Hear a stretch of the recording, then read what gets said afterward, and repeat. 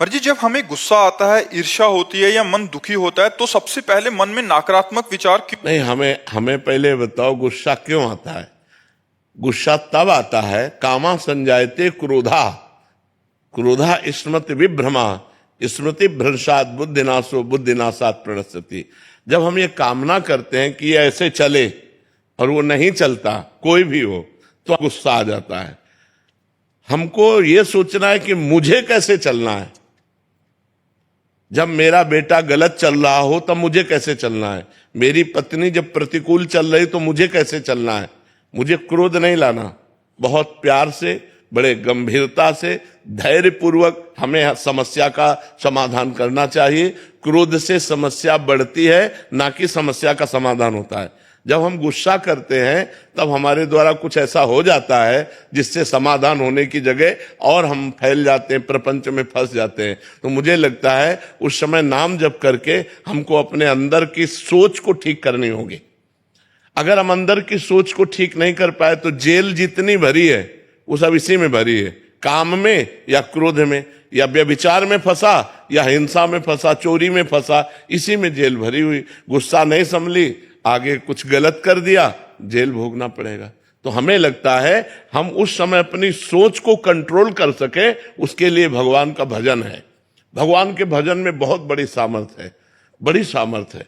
और सामने वाले का परिवर्तन क्रोध से नहीं होता, हमारी नम्रता और विनम्रता और सहनशीलता से होता है। एक बार श्री स्वामी एकनाथ जी महाराज महाराष्ट्र के गंगा स्नान करने गए, तो स्नान करके लौट रहे थे तो ऊपर विधर्मी का महल था, गली के ऊपर।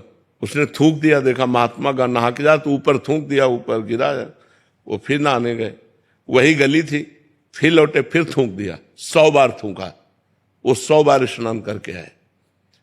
जब 100 बार स्नान करके आए तो हार गया। वो नीचे उतर के आया और प्रणाम किया और कहा मुझे क्षमा कर दो। तो उनका क्यों भैया? बोले मैंने 100 बार आपके ऊपर थूका, अपराध किया। बोले नहीं, आपने बड़ी कृपा की, एक दिन में 1 बार गंगा स्नान करता था, आपकी कृपा से 100 बार गंगा स्नान हुआ, ये तो आपकी कृपा। वो चरणों में लौट गया और कहा आज के बाद कभी किसी महात्मा के साथ गलती नहीं करेंगे। विनम्रता और धैर्य ने उसको बदल दिया। अगर उसी समय गाली देते तो शायद और थूकता और गुस्सा करता या और विपरीत चला जाता, लेकिन वो कुछ नहीं बोले तो उसका सुधार हो गया। विनम्रता और धैर्य से यदि हम अपनी सोच को कंट्रोल में रखें तो हम किसी का भी सुधार कर सकते हैं। गुस्सा से सुधार नहीं होता, गुस्सा से और हानि हो जाती है, सुधार की गुंजाइश नहीं। जैसे छोटे छोटे बालकों को आप बार बार प्रताड़ित करते रहें तो उनके अंदर आपके प्रति जो अश्रद्धा पैदा होगी, जब वो जवान होंगे तब वो आपका अनादर करेंगे कि ये बहुत दुष्ट हमारे साथ ऐसा ऐसा करता रहा। तो हमें लगता है बच्चों को प्यार से समझाने की कोशिश करें, दुलार से समझाने की कोशिश करें। ज्यादा क्रोध का प्रयोग ठीक नहीं है। हर जगह क्रोध का प्रयोग करने से हानि ही हो जाती है। क्रोध से आज तक किसी को लाभ नहीं प्राप्त हुआ है। ये विचार करके हम अपनी सोच को भगवान से जोड़ करके, भगवान के नाम से जोड़ करके पवित्र आचरण करें। जब सामने वाला क्रोध कर रहा हो तो हमें गंभीरता पूर्वक विचार करना चाहिए कि अब हम क्या उत्तर दें, हम कैसे चलें। अगर उस समय में कुछ समझ में नहीं आ रहा तो हम वहां से हट जाएं। थोड़ी देर बाद हमारी बुद्धि काम करने लगेगी, तब हम देख लेंगे अभी बुद्धि काम नहीं कर रही, अभी क्रोधावेश आ रहा है, तो हट जाना चाहिए, सामने से चले जाना चाहिए। दीप शिखा जी हैदराबाद से। राधा वल्लभ शेखर। राधे राधे महाराज जी। महाराज जी, वो स्थिति कब आती है जब ये निश्चित हो जाए कि अब हमारा पुनर्जन्म नहीं होगा, होगा तो भी किसी भक्त या धार्मिक स्थल के अंतर्गत ही होगा? जब हमारा संसार का चिंतन छूट जाए, हर श्वास प्रत्येक मिनट भगवान का चिंतन, और कोई चिंतन नहीं, कोई कामना नहीं, सकल कामना हीन जे राम भगति रसलीन, अब काम खत्म हो गया। जब कोई चाह नहीं, कोई चिंता नहीं, कोई मांग नहीं, संसार का चिंतन नहीं, निरंतर भगवान का चिंतन हो रहा है, अब उसका आवागमन खत्म हो गया। वो खुद अनुभव होने लगता है कि अब हमारा काम हो गया। और जब तक नाना प्रकार की चिंताएं, कामनाएं, वासनाएं हैं, तब तक बार बार जन्म, बार बार मरण होता रहेगा। पुनरपि जननम पुनरपि मरणम पुनरपि जननी जठरे शयनम। इसीलिए हमें मानव देह मिला है, हम ये चक्र को मिटा दें, आवागमन के इस चक्र को तोड़ दें भजन के प्रताप से। निरंतर जिसका भजन चलता है वो मुक्त हो जाता है। अनन्य चेता सततम यो माम स्मरति नित्य सहा तस्याहम सुलभा पार्थ नित्य युक्त योगिना। जो नित्य चित्त भगवान में लगाकर निरंतर चिंतन करता है, भगवान उसके लिए सुलभ हो जाते हैं, और भगवान मिल गए तो आवागमन मुक्त हो गया। विनोद जी छत्तीसगढ़ से। राधे राधे महाराज जी। गुरुजी, मोह माया से ध्यान भंग क्यों नहीं होता? मोह माया से ध्यान भंग तब होगा जब निर्मलता आवे। मलिन मन के कारण वो मन माया की तरफ ही जाता है। मना खष्टान इंद्रियाणी प्रकृति स्थान कर सती। प्रकृति माने माया ही होता है। मन 5 ज्ञानेंद्रियों के साथ माया में तब तक जाता रहेगा जब तक भगवान का नाम और मंत्र आप जाप नहीं करेंगे।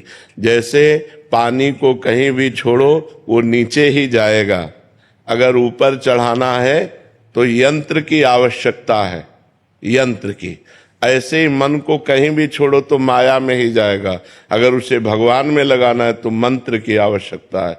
खूब नाम और मंत्र जप करो तो मन माया की मलिनता से हटकर भगवान की निर्मलता की तरफ लगने लगेगा। जब तक भजन नहीं करोगे तब तक ऐसा नहीं हो सकता। हाँ, राहुल जी बेंगलोर से। श्री हरिवंश महाराज जी।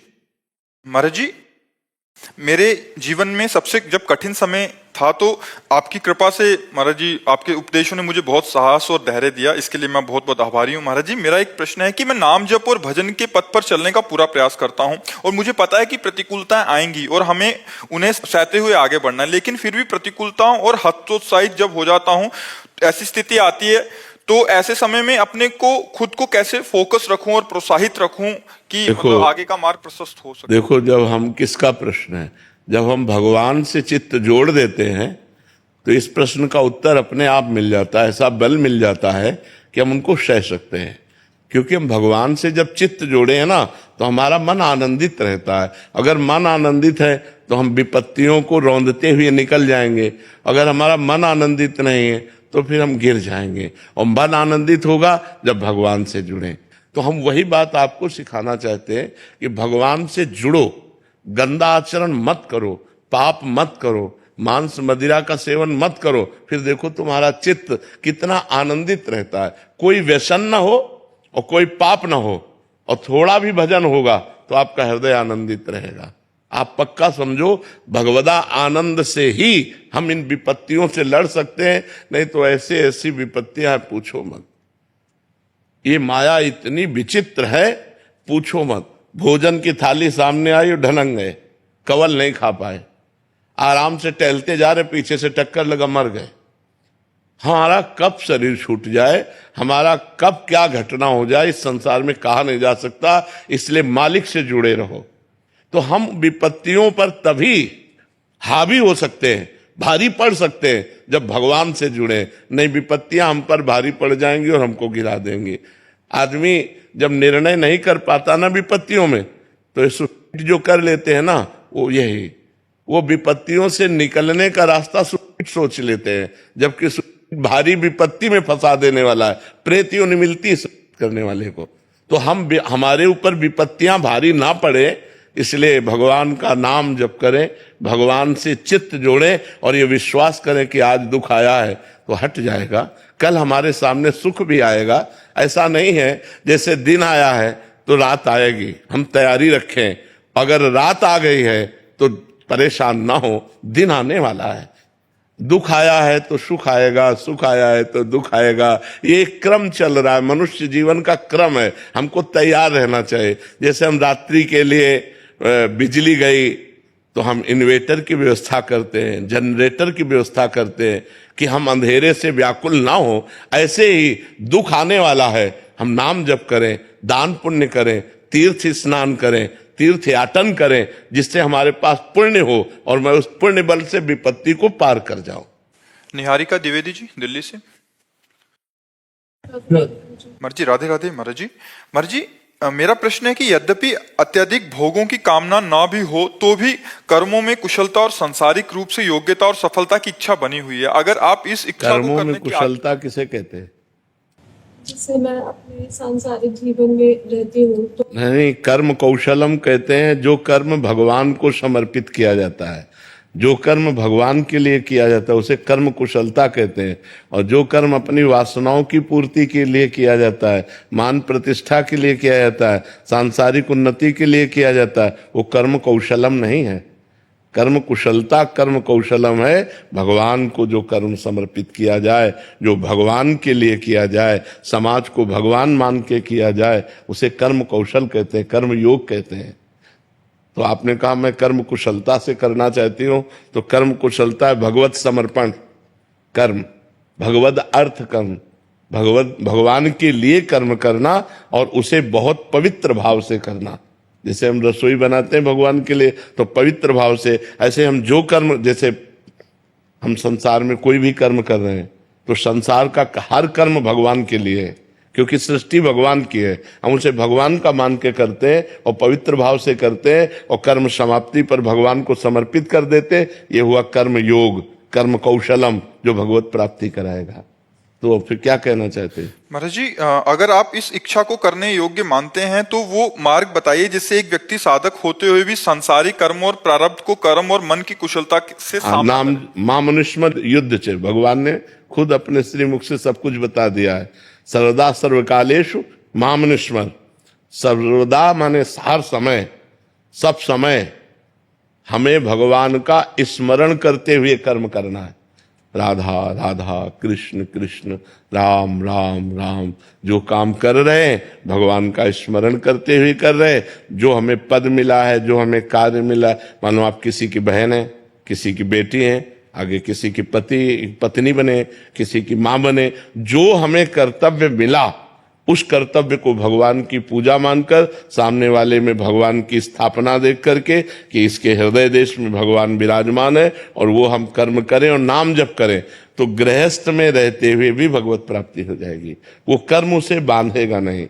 जो कर्म भगवान को समर्पित कर दिया जाता है वो मोक्षगामी होता है, और जो कर्म अपनी वासना के लिए किया जाता है वो बंधन युक्त होता है, वो हमें बार बार जन्म मरण के चक्र में फंसाता है। इसलिए नाम जप करते हुए भगवद अर्थ कर्म किया जाए तो गृहस्थ में रहते हुए भी भगवत प्राप्ति पूर्ण निश्चय है कि उसको प्राप्त हो जाएगी। तनवीर जी चंडीगढ़ से। राधे राधे महाराज जी। महाराज जी, ऐसा क्यों होता है कि सब ज्ञान और विवेक होने के बाद भी मन विचलित क्यों रहता है? इसका कई बार उत्तर दे चुके हैं। भजन की कमी। जब तक अध्यात्म बल नहीं होगा तब तक अपनी जानकारी का प्रयोग नहीं कर सकेंगे। जैसे हमें जानकारी है कि पाप कर्म नहीं करना चाहिए लेकिन हम करेंगे, जब तक अध्यात्म बल नहीं होगा तब। अध्यात्म बल है, नहीं करना है तो नहीं करना है, चाहे प्राण निकल जाए नहीं करना है, और करना है तो करना, चाहे प्राण ले लो तुम। हम ये धर्म का कार्य करेंगे, तुम रोक नहीं सकते। ये होता है अध्यात्म बल। जब नाम बल होता है, अध्यात्म बल होता है, तब फिर राम काज कीन्हे बिन मोहि कहाँ विश्राम। जे गिर चरण दे हनुमंता चले सुगा पाताल तुरंता। अध्यात्म बल, भगवान नाम बल। अब आजकल हमें जानकारियां तो बहुत है लेकिन प्रयोग नहीं है। दूसरों को बताने की जानकारी है लेकिन खुद प्रयोग नहीं है, क्योंकि भजन नहीं है। अगर भजन हो, भगवान का नाम स्मरण हो, भगवान का नाम जप का बल हो, तो हम जो चाहें वो कर सकते हैं। हम अपनी जानकारी का प्रयोग कर सकते हैं। बहुत जानकारी है, हर व्यक्ति को जानकारी है, और अपनी जानकारी का जो प्रयोग कर ले गया वही महात्मा, और जो अपनी जानकारी का प्रयोग न कर पाया वही दुरात्मा, गलत आचरणों में उतर जाता है। तो अपनी जानकारी का हम सही प्रयोग कर सकें, इसलिए मुझे अध्यात्म की आवश्यकता है। शास्त्र श्रवण, संत समागम, नाम जप, इसके द्वारा हमें अध्यात्म बल प्राप्त होगा। भाव्या जी मध्य प्रदेश से। राधे राधे महाराज जी। महाराज जी, भगवान को प्रसन्न करने के लिए सबसे सरल रास्ता क्या है? मंदिर जाना, सत्संग सुनना या व्रत रखना? शरणागत। सबसे प्रसन्न करना प्रभु मैं किसी योग्य नहीं हूं। भगवान स्वयं अपने श्री मुख से कहते हैं एकादशी स्कंद भागवत में, व्रतांश यज्ञ छंदांश तीर्था नियमा यमा यथा वरुंधेत सत्संगा सर्वसंगो पहो हिमाम। मैं बड़े बड़े व्रत से वश में होने वाला नहीं, मैं बड़ी बड़ी यज्ञों से वश में होने वाला नहीं, मैं नियम संयम से वश में होने वाला नहीं। अगर मैं वश में होता हूं तो साधु संग से होता हूं। तो साधु संग क्या? भगवान की शरण।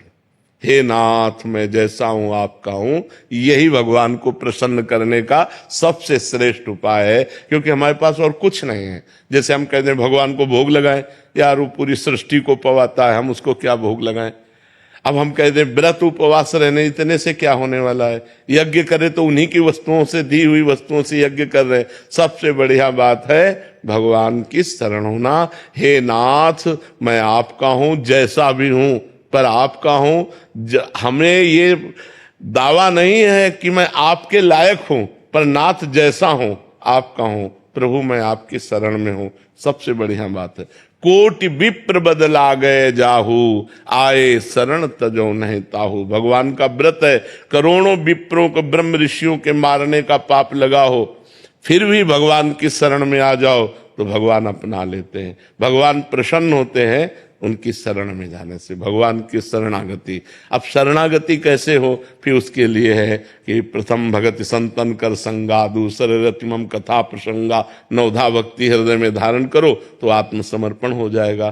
श्रवणम कीर्तनम स्मरणम विष्णुर्पाद सेवनम अर्चनम वंदनम दास्यम सख्य आत्मनिवेदनम। आत्मनिवेदन का मतलब होता है समर्पण। नवधा भक्ति से आत्मनिवेदन प्राप्त हो जाता है। सुकल्प पटेल जी, महाराज जी, वर्षों से मिली असफलताओं के कारण मेरा जीवन दिशाहीन सा हो गया है। जो भी लेता हूँ गलत ही हो जाता है। इससे आत्मविश्वास डगमगा सा गया, भय दुख अनिद्रा बढ़ गई है। देखो, जब तक हमारे पूर्व पाप नष्ट नहीं होंगे तो हम कोई भी सफलता का कार्य करेंगे तो हमें असफलता में गिरा देंगे।